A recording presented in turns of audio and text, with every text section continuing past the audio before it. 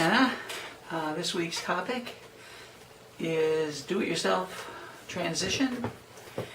And I've watched some of the other videos that some of the other hosts have put up, and I agree with a lot of what they're saying. My story is not unlike many other people, and the way that it evolved as I was going through this process, I kind of ended up where Harley is in not thinking do-it-yourself is a good idea. But I did it myself. So I'm a contradiction. I guess a little feedback was part of the battle, looking back at who I was. A lot of my battle was directly, related to not accepting who I was. And I did things years before I transitioned. I did things like, my cousin's first Holy Communion, taking a name, and the name was kind of like, it was almost like hormones at the time. It was what I could do to let this person that resided inside me know that you were real. And I wanted to be a Jennifer, and ended up with a Jenna because the day I took the name, I was at my cousin Jennifer's first Holy Communion, and I was very torn. Looking back at that, hello Angel. Looking back at that, that was kind of like the beginning of transition for me many years before I started hormones. And I guess the battle as the internet grew and information available became more readily available, through those type of medias. I started looking and searching more and looking for that key that would cure me, that would make me say, no, this isn't the problem that you're a girl, this is the problem, something different. And somewhere in all that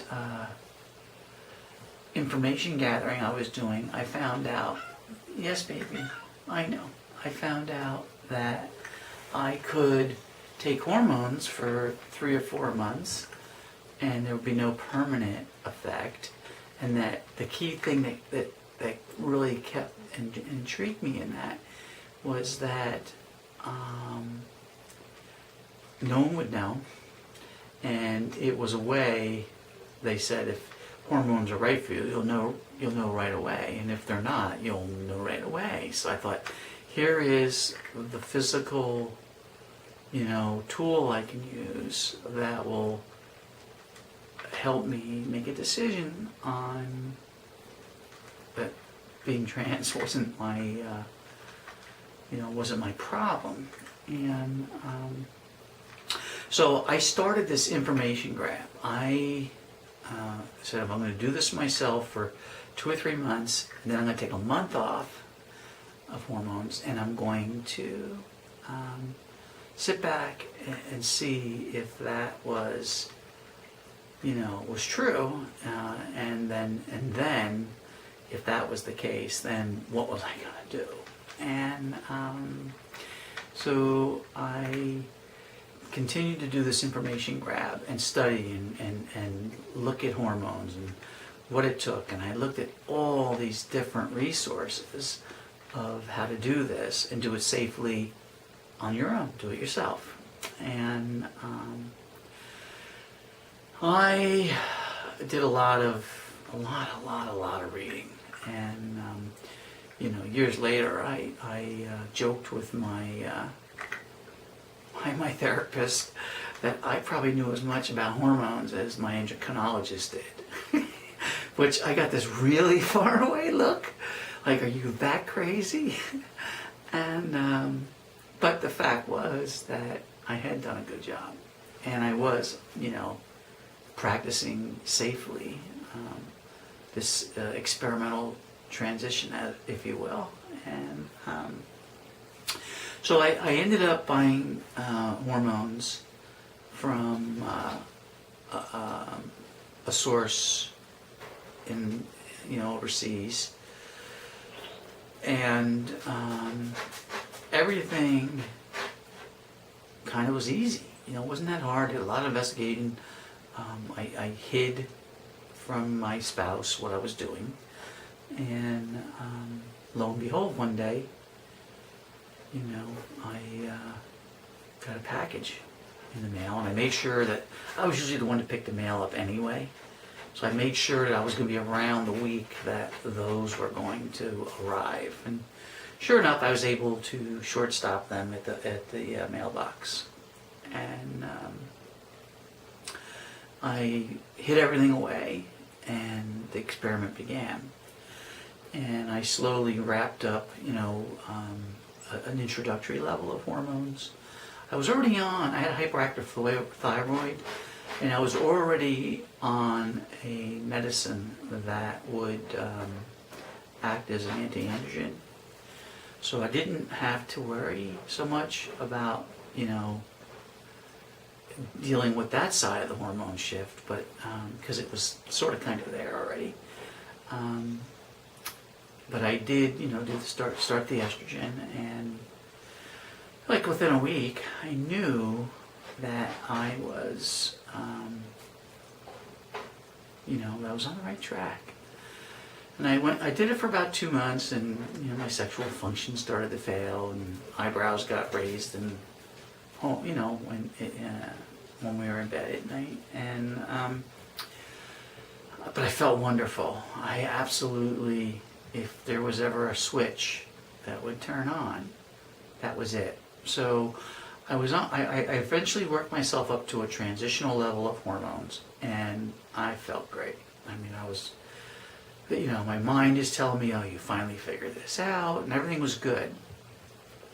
And eventually, my spouse found out something was wrong, and I was sneaking too much on the internet, and had joined a couple groups that were trans-related, and made some friends, and was exploring who I was, and doing this do-it-yourself transition thing, though it was going to be temporary. Well, I stopped, and I was miserable. Within a week, I was miserable. I weaned myself down. I stopped, and that's about the time that my spouse found out, and we had kind of there was a major explosion in the home, and I kind of put everything away and hid it away, and stopped for about a month.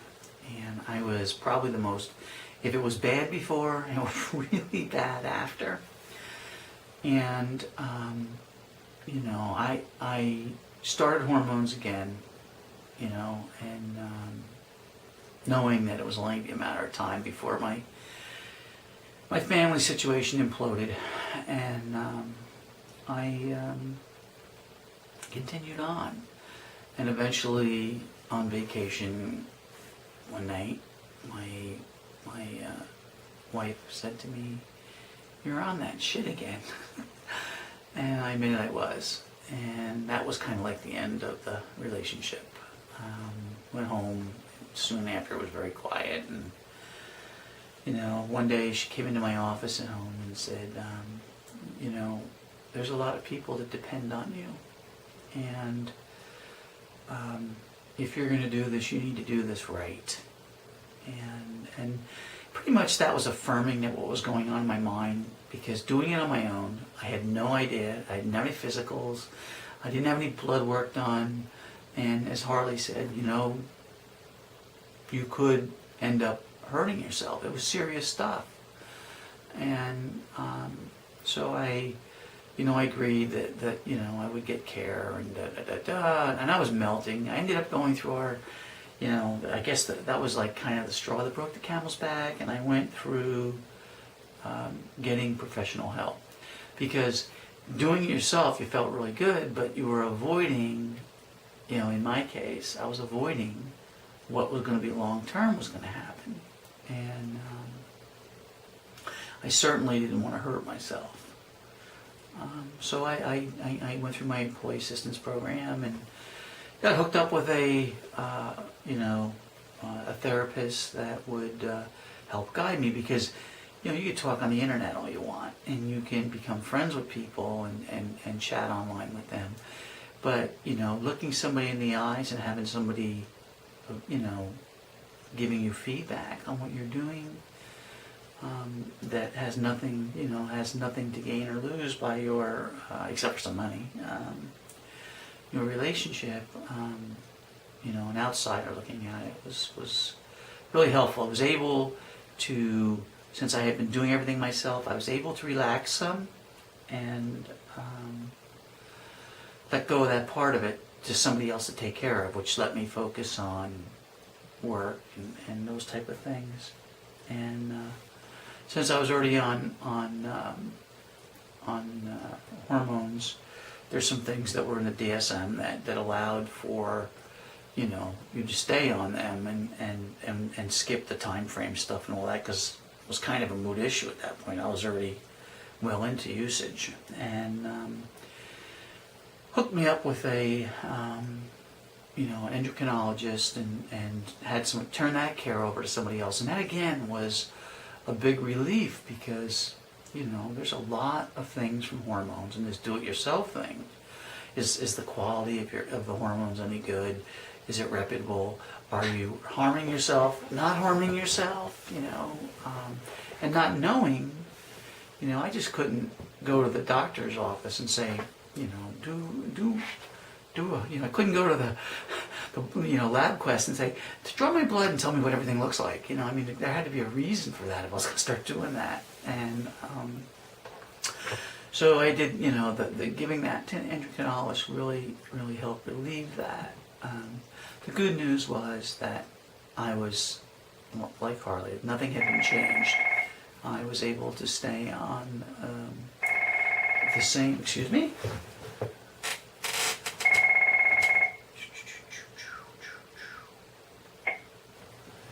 I was able to stay on the same hormone levels, and I had done a good job. And that's when I said to my therapist, after all this, I said, I knew enough about the hormones that I could have prescribed them to someone else, and I was right on the money, and I was just lucky, is what it came down to.